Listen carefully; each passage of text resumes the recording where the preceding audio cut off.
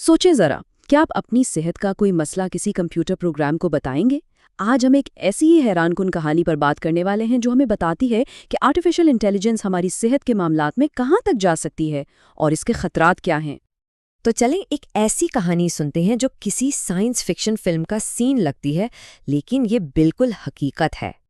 ये कहानी है लॉन्स जॉनसन की, जिनके दिन का आगाज बहुत तकलीफ दे था।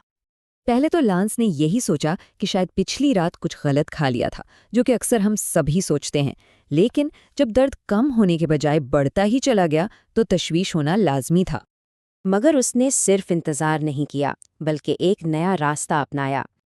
उसने अपनी सारी तकलीफ, अपनी अलामात और दर्द की सही जगह की तफसीलात एक एआई को बता दी। और एआई का जवाब हैरानकुन था। उसने कहा, आपकी बताई हुई अलामात की बुनियाद पर एक इम्कान अपेंडिसाइटिस का है। और कमाल तो ये हुआ कि एआई की बात बिल्कुल ठीक निकली।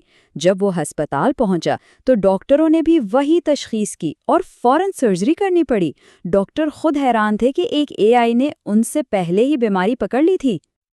अब ये कहानी सुनकर तो लगता है कि एआई कितना ज़बरदस्त है, लेकिन ठहरिए, जल्दी में कोई नतीजा नहीं निकालना चाहिए, क्योंकि जहाँ इतनी बड़ी ताकत हो वहाँ बहुत एहतियात की भी ज़रूरत होती है। माहिरीन बिल्कुल ठीक कहते हैं कि ये टूल्स डॉक्टर नहीं हैं।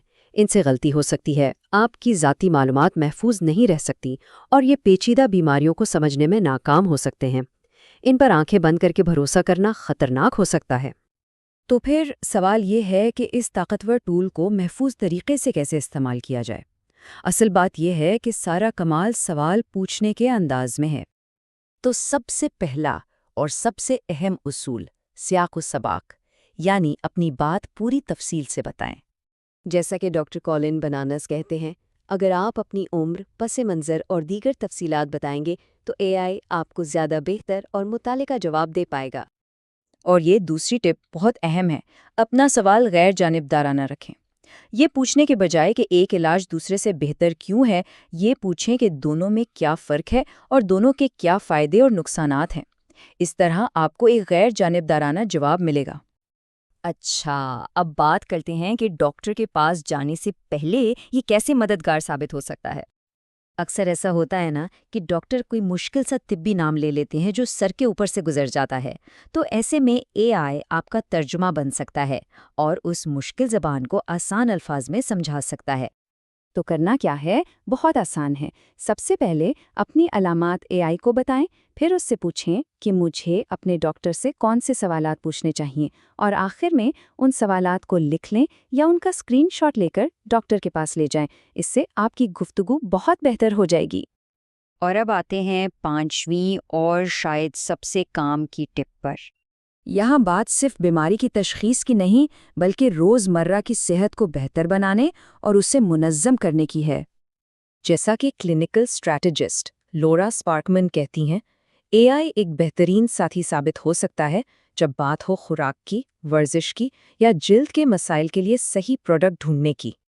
तो ये सब कुछ किस तरफ जा रहा है, मुस्तकबिल कैसा होगा? देखें, ये टेक्नोलॉजी हमारी ज़िंदगी में मज़ीद गहराई तक आ रही है। ओपन एआई ने तो चैट जीपीटी हेल्थ का भी ऐलान कर दिया है, जहां लोग अपने मेडिकल रिकॉर्ड्स और लैब रिपोर्ट्स अपलोड करके ज़ाती नौइयत की मालूमात हासिल कर सकेंगे। लोरा स्पार्कमन की ये बात बिल्कुल ठीक है कि मालूमात ताकत है और ये टेक्नोलॉजी यही कर रही है। ये मालूमात को डॉक्टर के दफ्तर से निकालकर आम आदमी के हाथ में दे रही है। तो आखिर में एक सवाल रह जाता है, जैसे जैसे ये टेक्नोलॉजी तरक्की कर रही है, वैसे वैसे सेहत की देखभाल के साथ हमारा रिश्ता भी बदल रहा है। क्या हमारा फ़ोन ही मुस्तकबिल का क्लिनिक बनने वाला है?